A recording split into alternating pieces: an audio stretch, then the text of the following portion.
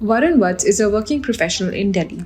Now, he plans to bring his entire family to Meerut and is hoping to buy a property. Value for money कहीं ना कहीं वो पूरी नहीं हो पा रही थी। एंड रिसेंटली ही मैंने न्यूज़ में पढ़ना शुरू करा था कि एक जो पुराना प्रोजेक्ट चल रहा था RRTS, जो Delhi metro connect Delhi Meerut connectivity है उसको इम्प्रूव करने के लिए, वो फाइनली फंक्शनल हुआ है, राइट। पिछले साल से कुछ कुछ स्टेशन, और इस साल में तो अब काफ़ी ज़्यादा स्टेशन उसके फंक्शनल हो चुके हैं। तो मैंने इसी के बारे में जान के फिर ये मेरी फीड पे, since I was following that thing, so मेरी फीड पे बहुत सारे मेरठ के आसपास के प्रॉपर्टी एड्स भी आने लगे। और जैसे मैंने बताया कि मेरा ननिहाल वहाँ पर है, तो मेरे मामा मामी वहाँ पर रहते हैं, तो उनसे मेरी बात हुई, उन्होंने मुझे उस बारे में एडवाइस दी। तो उन्होंने मुझे बताया कि नए टाउनशिप प्रोग्राम्स जो हैं वो लॉन्च हुए हैं, प्लॉट्स कट रहे हैं मेरठ सिटी के बाहर, और ये पूरा मतलब जो है कि वो दिल्ली NCR में आने वाला है। तो ये सब कंसिडर करने के बाद मुझे पता चला कि वहाँ पे, तो फिर मैं वहाँ गया मामा के थ्रू, मैंने वहाँ के रियल्टर से बात करी, मुझे प्राइसेस का आइडिया, देखिए यहाँ की मुझे प्राइसेस का आइडिया था। तो यहाँ पे अगर एक एवरेज मैं अगर स्क्वायर फीट की बात करूँ तो पूरे दिल्ली में अगर हिसाब बताऊँगा तो आपको प्रीमियम जगहों पर तो 20,000 तक जाता है। और उसके अलावा अगर मैं बोलूँ तो 15 से 20,000, मतलब 10 से तो स्टार्टिंग है ही है। वहीं अगर मैं मेरठ सिटी की बात करूँ तो वहाँ पे शायद स्क्वायर फीट, मतलब जितना मैंने रिसर्च करी है, मुझे 5,000 से वहाँ पे स्टार्टिंग दिखी है पर स्क्वायर फीट। तो जो प्रॉपर्टी के रेट्स यहाँ पे स्टार्ट ही 80 लाख से होते हैं केवल अपार्टमेंट्स, वो वहाँ पे जो घर, मतलब ज़मीन सहित जो विद लैंड जो आपको घर मिल रहे हैं, उनकी रेंज कहीं ना कहीं 40-50 लाख है उतने ही एरिया की। तो ये सब चीज़ों को जब मैंने कंपेयर करा, मैंने वहाँ के लोगों से बात करी, आसपास के लोगों से बात करी, जो वहाँ के ब्रोकर्स थे उनसे बात करी, तो मुझे काफ़ी शार्प डिफरेंस दोनों के प्रॉपर्टी रेट्स में दिखाई दिया। और मुझे अल्टीमेटली रियलाइज़ हुआ कि शायद अगर मैं इसको एज ए इन्वेस्टमेंट के तरीके से भी देखूं तो दिल्ली जो है वो ऑलरेडी बहुत डेवलप्ड शहर है। यहाँ पे ज़्यादा कुछ नई प्रॉपर्टीज़ अब और कंस्ट्रक्ट नहीं हो रही हैं। सिमिलरली नोएडा भी जो है वो अगर आप देखें तो 80% बन ही चुका है वहाँ पे इंफ्रास्ट्रक्चर, राइट।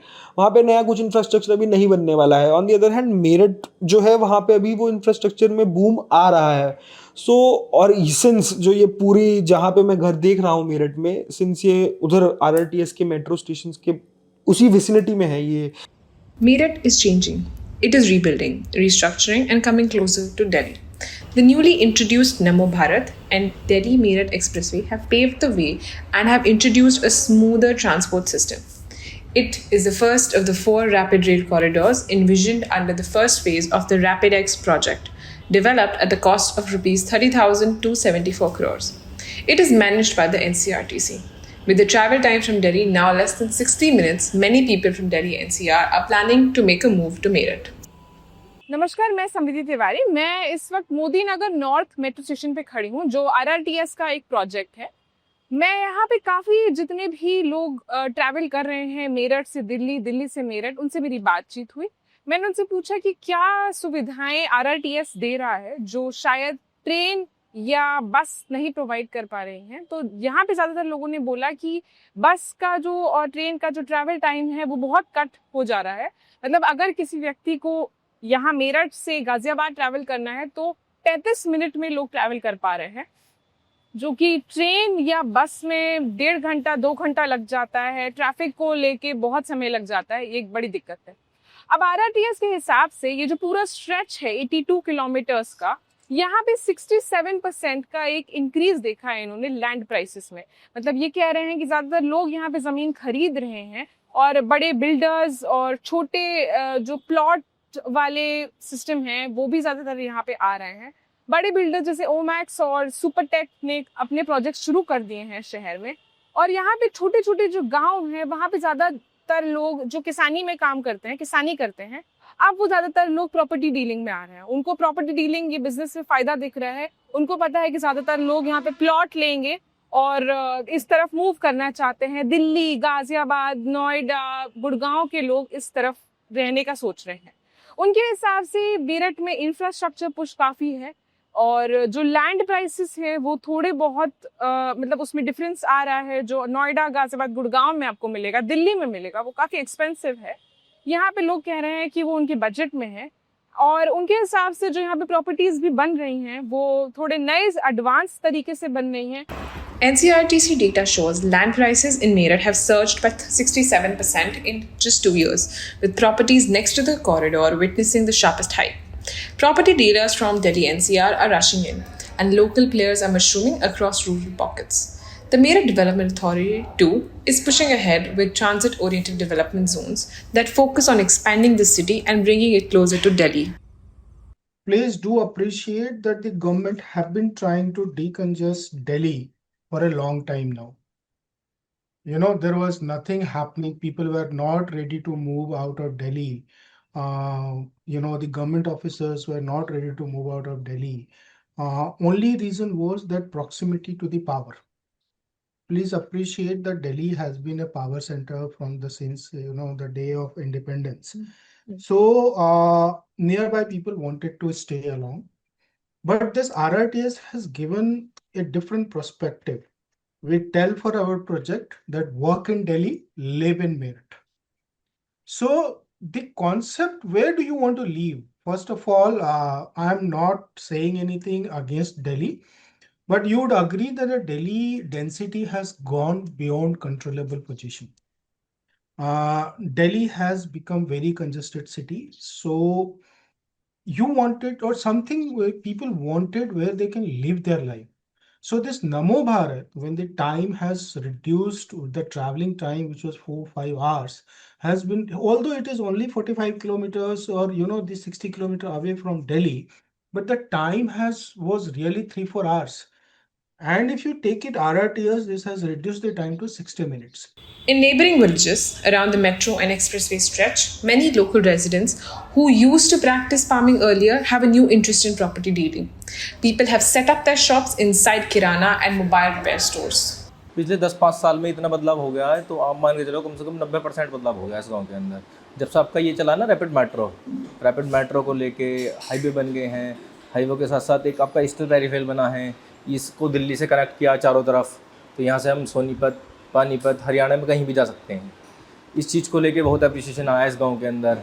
रैपिड मेट्रो को लेके बहुत अप्रिसिएशन आया है। यहाँ पे ही यार्ड बनाया है एक मेट्रो का, उसको लेके बहुत अप्रिसिएशन है। और यार्ड से ही एक रोड जोड़ी है राजनगर एक्सटेंशन के लिए, जो यार्ड से रोड जुड़ी है राजनगर एक्सटेंशन के लिए, उससे भी बहुत सारा अप्रिसिएशन आया। और आने वाले 15 से 20 साल में यहाँ पे बहुत सारा अप्रिसिएशन आ जाएगा। जैसे कि हरनंदीपुरम यहाँ पे डेवलप होने वाला है, नया गाजियाबाद की घोषणा कर रही है सरकार, तो उसको लेके बहुत सारे चेंजेस हो जाएंगे आने वाले टाइम में। तो यहाँ का फ्यूचर बहुत कुछ अलग रहेगा आने वाले टाइम में।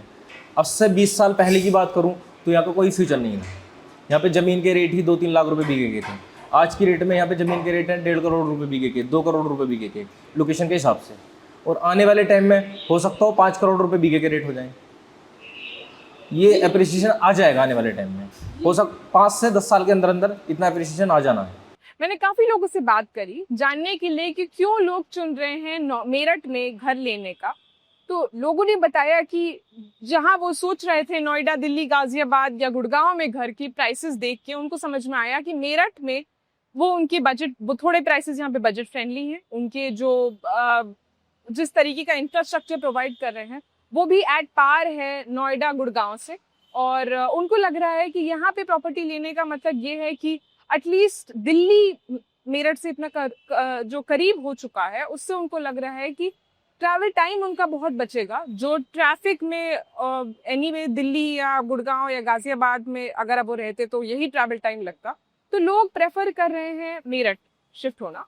मेरी प्रॉपर्टी डीलर से भी बात हुई, प्रॉपर्टी डीलर्स भी यही कह रहे हैं कि उन्होंने लैंड प्राइसेस में काफ़ी इंक्रीज देखा है और वो भी यही कह रहे हैं कि लोग ज़्यादातर मूव करना चाहते हैं मेरठ। उनको लग रहा है कि मेरठ में जिस तरीके का इंफ्रा पुश है, जो टाउनशिप्स क्रिएट की जा रही हैं मेरठ डेवलपमेंट अथॉरिटी के तहत, और जो उत्तर प्रदेश के सीएम हैं योगी आदित्यनाथ, उनके भी हिसाब से बहुत सारे नए प्रोजेक्ट्स मेरठ में आ रहे हैं जिसमें वो मेरठ को रीडेवलप कर रहे हैं completely. This is the another good point. Now, nobody used to consider Partapur and all this area to be part of Meerut.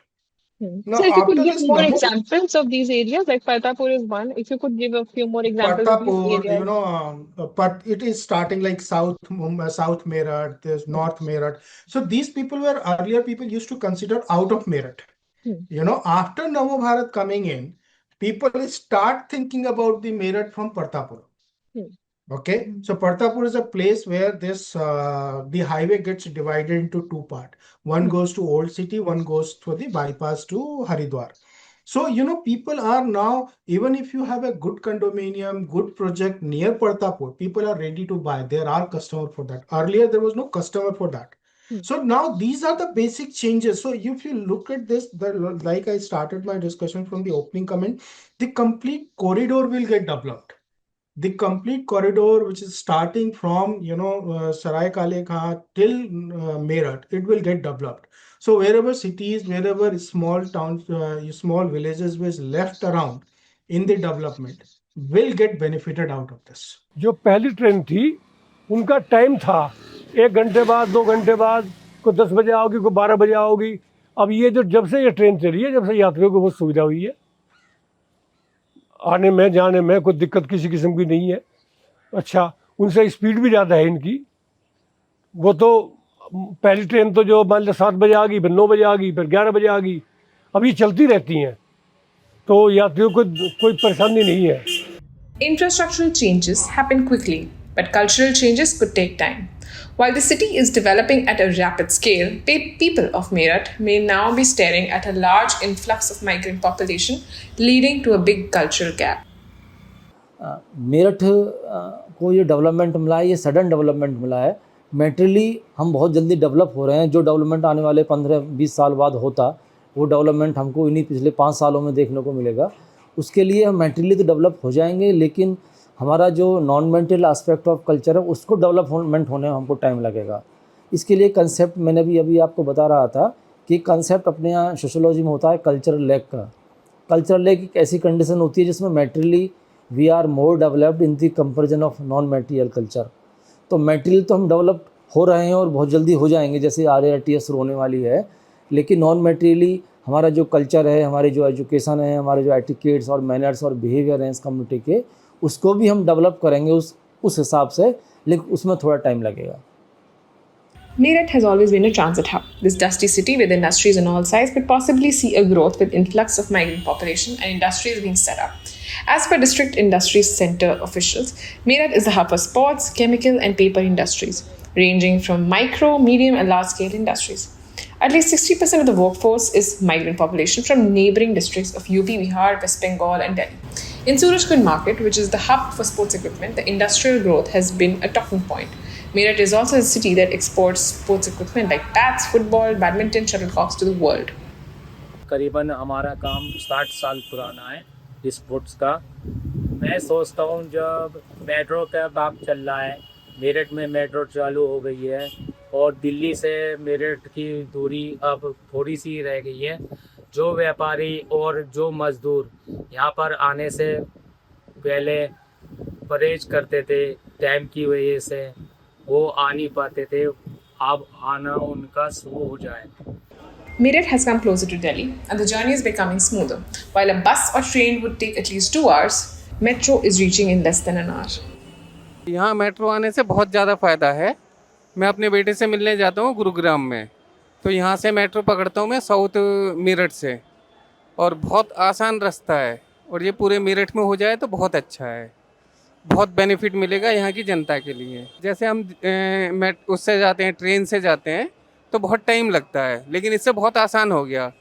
यहाँ रैपिड रेल भी है और उससे भी आसान हो गया थोड़ा सा। मुझे मैक्सिमम आनंद विहार जाना पड़ता है या गुरुग्राम में जाना पड़ता है, वो मेरे लिए बहुत आसान हो गया है अब। पर यहाँ बाकी है ना, यहाँ तक आ जाए बेगम पुल तक और इससे आगे चल जाए तो बहुत अच्छा है। Meerut stands between farmlands and flyovers, while the metro network and expressway can shorten the distance and bring Delhi closer. But can it change the character of the city? It will depend on how people and cultures adapt in years to come.